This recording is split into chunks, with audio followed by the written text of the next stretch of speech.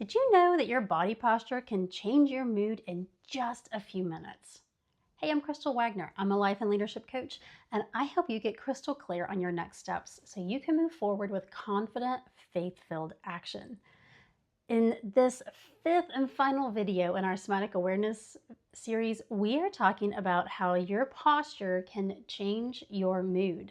And remember, in one of our previous videos, we talked about how, because of the mirror neurons, your mood can affect people up to 3 degrees of separation away from you.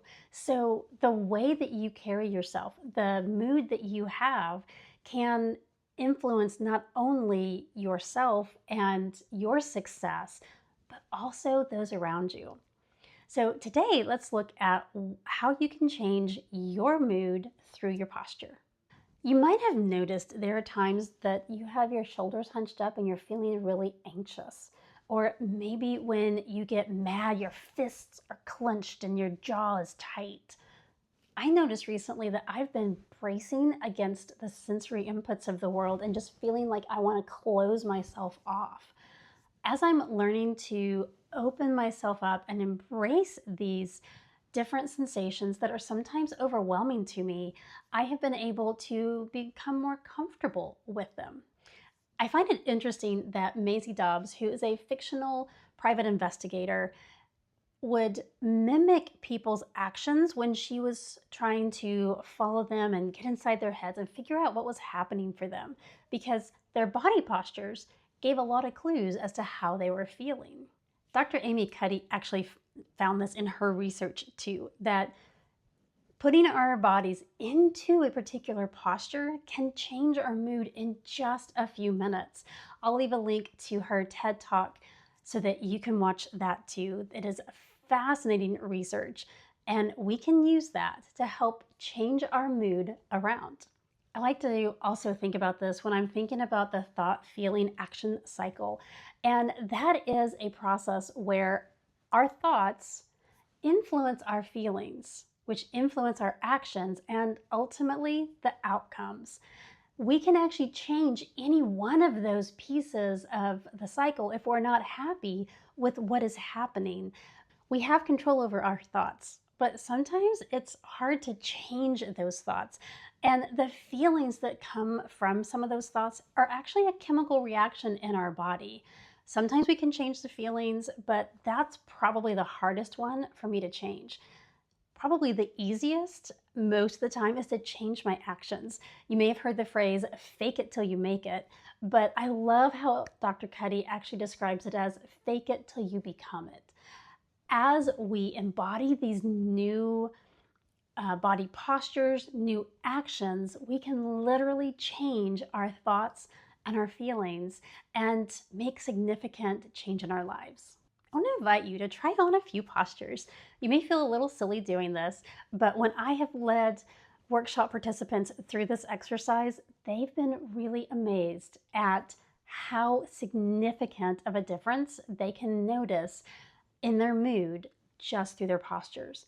So the first one, I want to invite you to hunch up your shoulders, have your eyes darting around, kind of maybe fidgeting with your fingers, and just notice what comes up for you. How are you feeling when you do that? Most people notice an over alertness. They are tense, they are anxious. What came up for you? This next one, I want you to either clench your fists and scrunch up your face, or you could cross your arms, stand with your feet planted, hip your feet wide apart. What do you notice? What's coming up for you in your body? Most people notice a heat or an anger. It's a very tight and tense sensation. For this next one, I want you to, if you're standing, be relaxed. Have your shoulders back. If you're sitting, maybe sit up a little bit. Have your hands open and soften your gaze a little bit.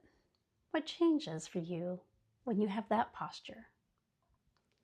Most people talk about feeling more at ease, breathing a little deeper or a little easier, and having a sense of groundedness. Finally, I want to invite you to either have your hands open and your gaze lifted up. You might have your hands clasped in prayer, close your eyes. You might have your hands in a position of praise, however that it looks for you. What do you notice in your body? Most people notice with that posture a sense of openness and a connection to God and just an emotional openness. Our bodies really have a lot of information for us, and we can use that to help us change our thoughts and feelings. We can use it to help us connect better with the important people in our lives, and we can connect more deeply with God. If you'd like to go deeper with somatic awareness, first, make sure you've watched the other videos in this series. I'll leave a link to the entire playlist. I want to invite you to share this with a friend that you think might benefit from learning more about somatic awareness. And you can download the free resource Pause and Listen if you want to experience a practice a little deeper. The 7-minute audio guided practice will help you to get in tune with your body, to slow down and notice what's happening in the moment.